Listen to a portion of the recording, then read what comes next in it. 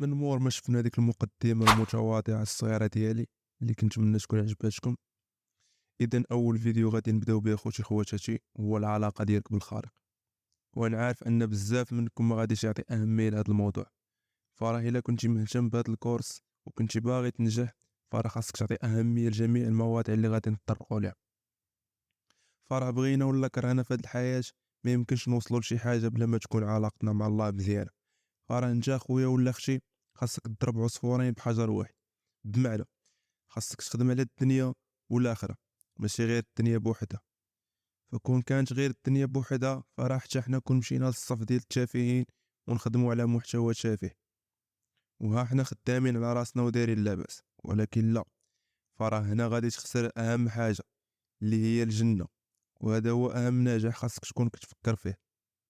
اذا اي حاجه كتفكر ديرها خاصك دوزها من هذه القاعده اللي هي الرؤيه الشامله، اي اخر نقطه غتوصل ليها. يعني الا كان داكشي اللي باغي توصل ليه ما كيدوزش من هاد الطريق فخاصك تراجع وتخليه وتقلب على الطريق اللي غتوصلك لما هو دنيوي واخروي. علاقه مزيانه مع الله كتعني نفسيه مرتاح، كتعني حياه مرتاح وحياه مزيان، وبالتالي كتعني واحد العقل سليم. اللي بغيتك دير معايا في هاد اللحظه هو تخلي عليك كل شيء، تفكر معايا في الله سبحانه وتعالى اللي خلق هادشي كامل، اللي داير بك واللي عطاك هاد الودنين اللي كتسمعني بهم دابا وهاد العينين اللي كتشوف بهم دابا. فكر في الله اللي قادر على كل شيء وجالس كيشوف فيك. الله اللي حنا حرفيا يمكن نتهموا ليه، راه هو اللي خلقنا. الله اللي درتي معاه بزاف ديال الاخطاء وباقي كيبغيك وكيتسناك غير فوقاش تطلب منه السماحه ويسمح لك. يعني الله هو الوحيد اللي غادي يقدر يعاونك في حياتك الا انت تقربتي منه ودرتي داكشي اللي كيرضيه وبعدتي من داكشي اللي منعك منه. هنا كطرح واحد السؤال: واش الدين عنده علاقه بالنجاح المادي؟ راه الدين عنده علاقه وطيده بالنجاح في حياتنا مهما كان نوع هذا النجاح. فراه الدين هو اللي كيصنع فينا الداخل ديالنا الصبر والتحمل والقوه باش نواجهوا الحياه، كيأثر الانسان في معاملته والنظره والتوجه ديالو للحياه. والدين كيعطيك القدره على الاتزان والوسطيه، هو العمود الفقري الاساسي لمعنى النجاح الحقيقي، وكيعطيك واحد المنظومه من القيم الذاتيه اللي كتخليك تاخذ القرارات بشكل متزن وواضح.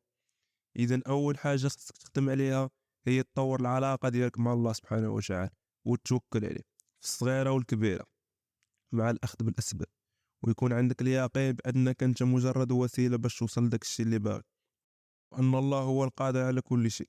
فراه ما خاصش يكون عندك الشك في هذه، تحلى باليقين بان غيجي واحد النهار غتوصل فيه وغتغير حياتك وحياه والديك، بالرغم من هذا الشيء اللي كنعيشوا فيه من التفاهات وعدم الحفاظ على القيم والمبادئ.